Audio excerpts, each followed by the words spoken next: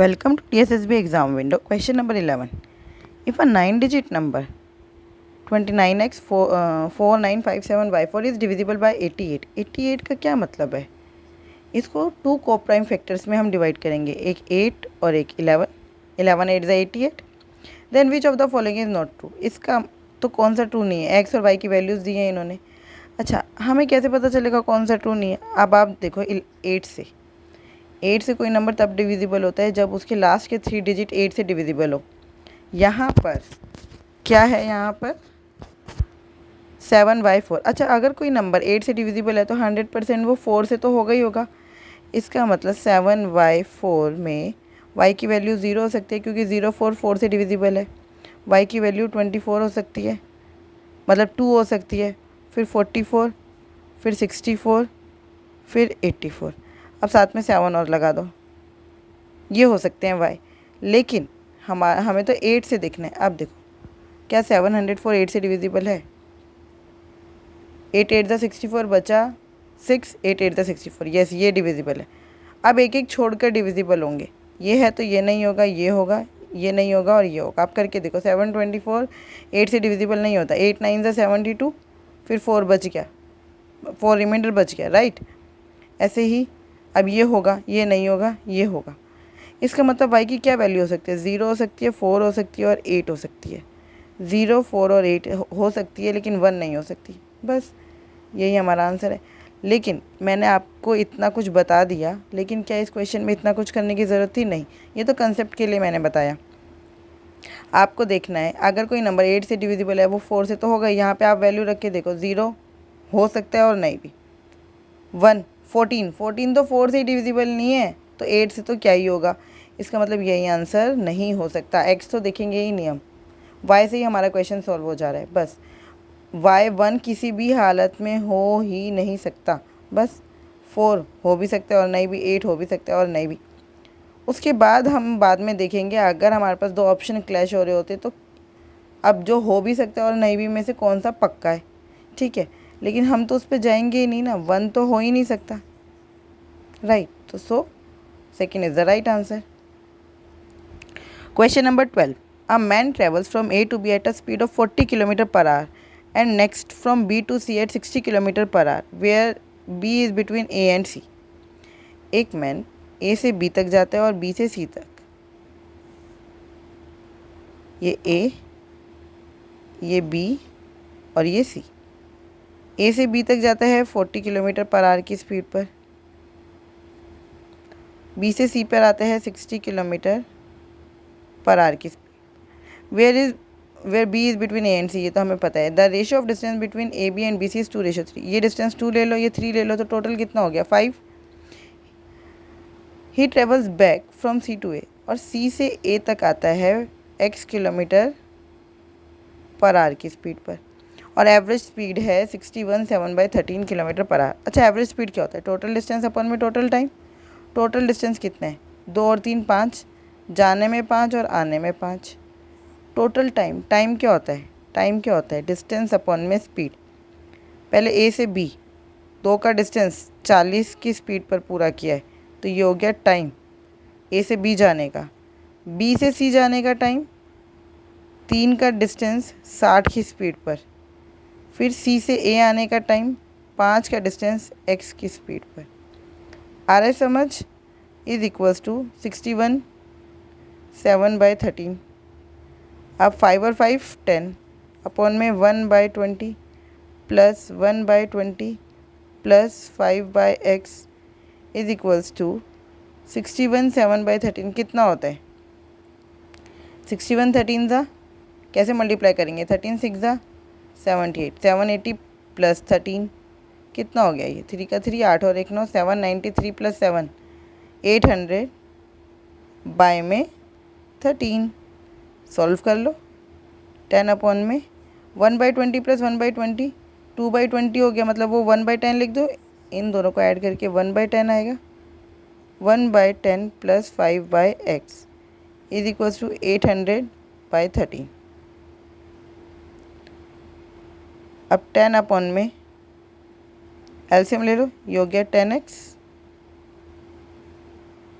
x plus 50 is equals to 800/13, 0 से 0 cancel. इसके आगे 10x अपॉन में x plus 50 is equals to 80/13, 0 से 0 कैंसिल। क्रॉस मल्टीप्लाई करो, 13x is equals to 8x plus 400, 5x is equals to 400, x is equals to 80, 5 8 ज़ा 40 होते हैं ना, x की वैल्यू आ गई 80, 80 is the right answer.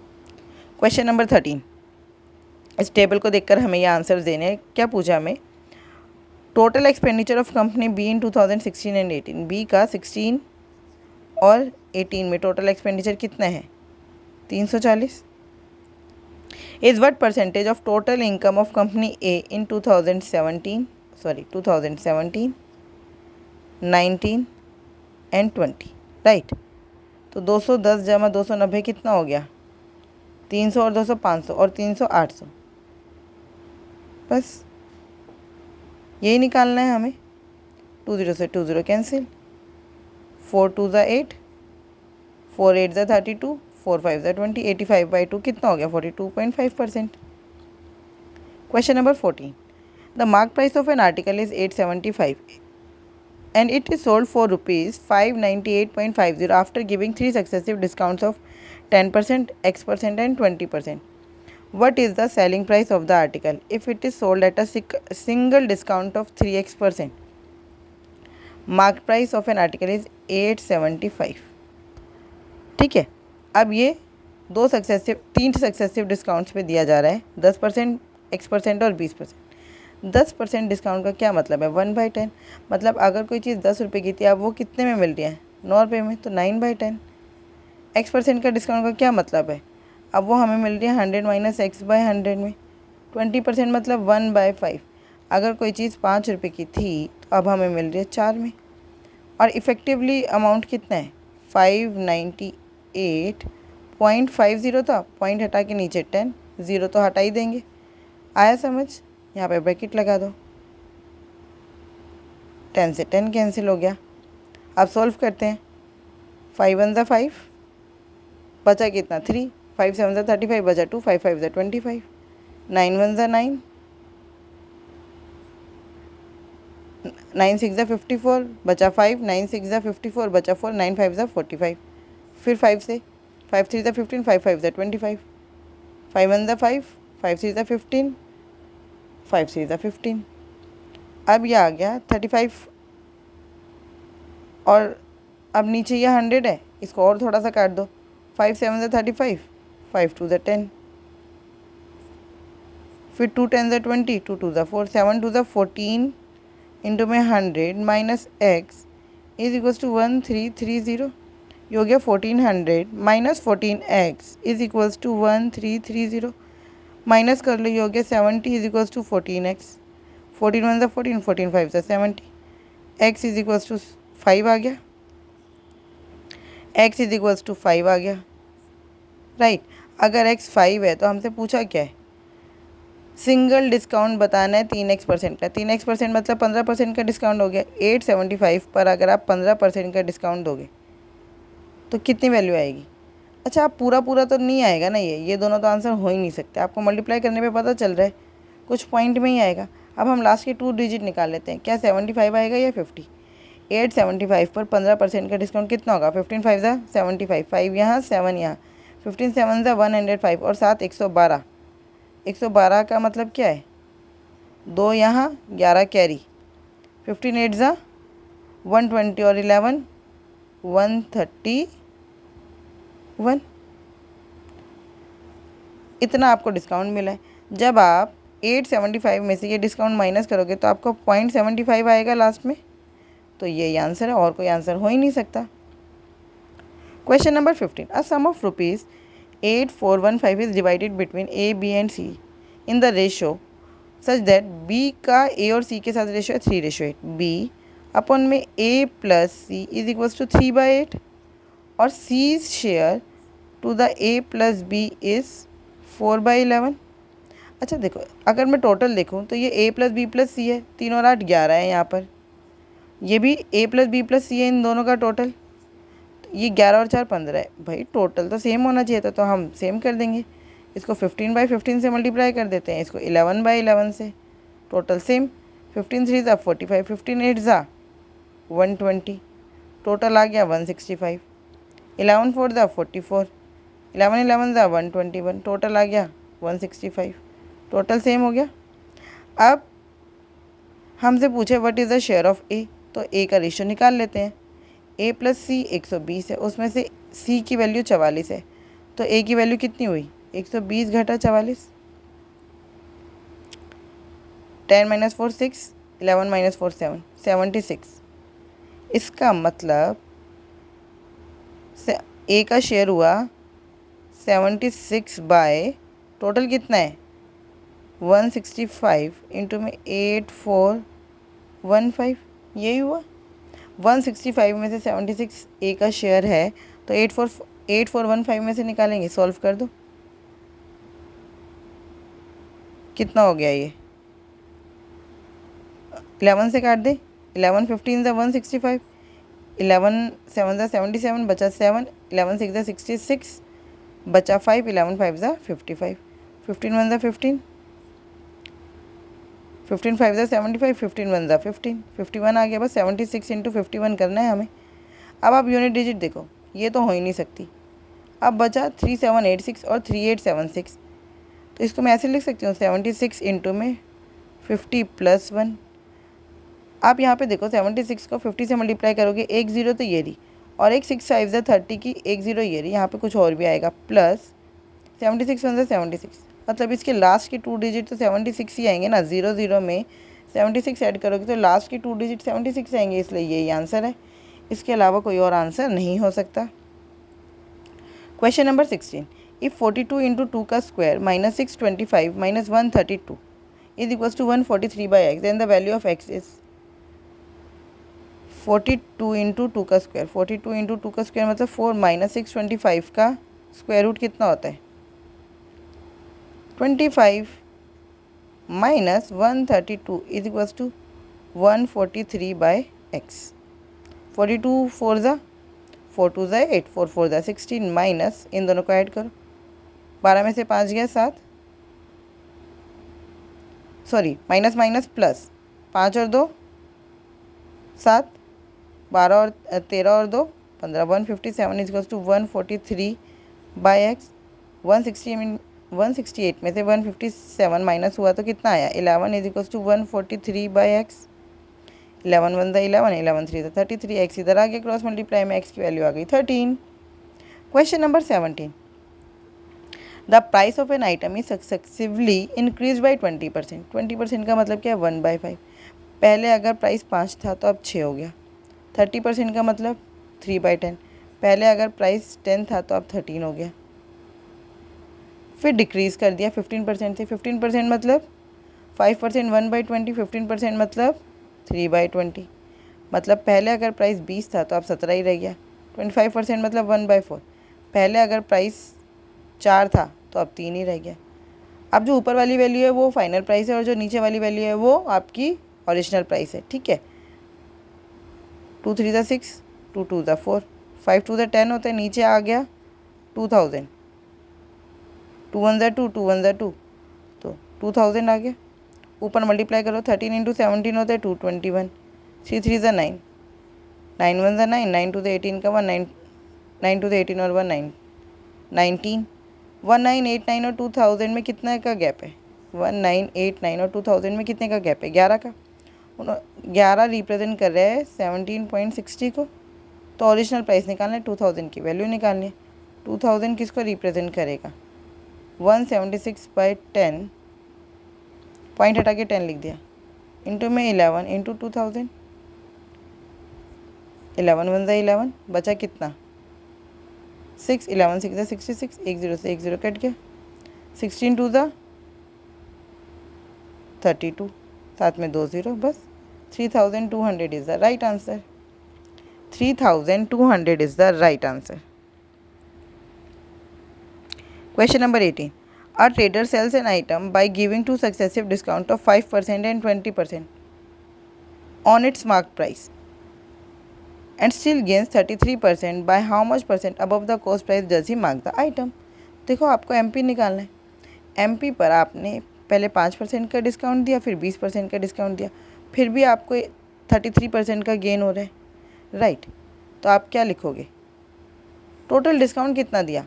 5% plus 20% minus 5 into 20/100%, ऐसे ही करेंगे।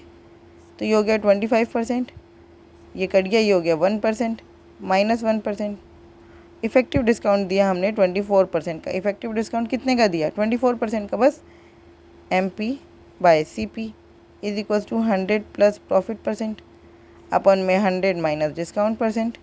100 प्लस प्रॉफिट परसेंट कितना है? 124। 100 माइनस डिस्काउंट परसेंट कितना है? डिस्काउंट कितने का, सॉरी प्रॉफिट तो 33 का है ना, तो ये 133। डिस्काउंट कितने का है? 24। 100 माइनस 24 76। अगर आपका सी पी 76 है तो एम पी 133 है, तो कितना एक्स्ट्रा है? 13 में से 6 गया 7, 12 में से 7 गया 5, 57। किस पर? 76 पर। 57/76 इंटू 100। अब देखो 1/3 इज़ लेस देन 1/2, ऐसे ही होता है। तो अगर मैं 76 की जगह 75 लिख दूँ तो ये वैल्यू कम हो जाएगी। ये वैल्यू कम है 57/75 इंटू 100। आप सॉल्व कर लो। 25 3 ज़ा 75, 25 4 ज़ा 100, 3 1 ज़ा 3, 3 9 ज़ा 27, 19 4 ज़ा कितना होता है? 19 4 ज़ा 76। मतलब हमारा आंसर 76% से थोड़ा सा कम है। तो 76% के आसपास क्या है? 75%, यही आंसर है। Question number 19, when an article is sold at 33/40 of its actual price. तो हम एक्चुअल प्राइस ले लेते हैं 40। एक्चुअल हमारा एसपी कितना है? 40। 40 की जगह जब हम 33 में बेच रहे हैं तो हमें लॉस हो रहा है 25% का, तो हमें वैल्यू कितनी मिल रही है? 75%। If it is sold at 32% above its actual price, मतलब अगर उसको 40 गुना में 132/100 में बेचा जाए तो हमें कितना परसेंट मिलेगा? जितना परसेंट मिलेगा 100% से ज़्यादा होगा तो प्रॉफिट होगा, 100% से कम होगा तो लॉस होगा। अब इसकी वैल्यू हमें निकालनी है। 33 का मतलब 75%, इसका मतलब 75/33 इंटू में 4 इंटू 132/10, यही निकालना है ना हमें। सॉल्व कर लेते हैं। 3 11 ज़ा 33, 3 25 ज़ा 75, फिर काट दो। 2 2 ज़ा 4, 2 5 ज़ा 10, 5 5 ज़ा 25, 11 12 ज़ा 132। बस 5 2 ज़ा 10, 11 5 2 ज़ा 10 और 12 इंटू 10 120, साथ में ये परसेंट। मतलब इतने में बेचने पर आपको 120% मिल रहा है। 120% मतलब 20% का profit. 20% is the right answer. Question number 20। अच्छा, ये जो मैंने मेथड करवाए हैं मैंने बहुत सारे वीडियोस में समझाया है। जो हमने चैप्टर सॉल्व किया प्रॉफिट एंड लॉस का, उसमें भी बताया है। तो इसमें ये मेथड सबसे इजी होता है। अब क्वेश्चन नंबर 20, ये इंस्टॉलमेंट वाला क्वेश्चन है। आपने 21,000 रुपये बोरो किए थे 10% कंपाउंड इंटरेस्ट पर 2 साल के लिए, लेकिन आपने 2 इक्वल एनुअल इंस्टॉलमेंट में पेमेंट कर दी। तो ईच एनुअल इंस्टॉलमेंट कितने किया? आपने मान लिया एक एनुअल इंस्टॉलमेंट एक्स किया। आपको पैसे तो 2 साल बाद देने थे, लेकिन आपने 1 साल बाद एक्स रुपये दिए, फिर दूसरे साल के एंड में फिर एक्स दे दिए। तो जो आपने अमाउंट पहले साल के एंड पे दिया उस पर 1 साल का ब्याज आपका बनता है या नहीं बनता? बनता है। तो एक्स पर 10%, 10/100 का इंटरेस्ट आपको मिलेगा।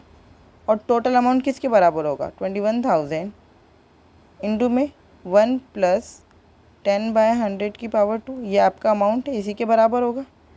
2x plus x/10 is equals to 21,000। 1/10, 1 plus 1/10 कितना हो गया? 11/10, मतलब कि 121/100। 20 से 20 कैंसिल, जो हो गया 20x plus x/10 is equal to 210 into में 121, ये हो गया 21x/10 is equal to 210 plus 121। 21 से 20 प्लस नहीं मल्टीप्लाई था भाई, ये 21 10 था। x की वैल्यू आ गई 1210, साथ में ये वाला भी 0, 12100। This is the right answer.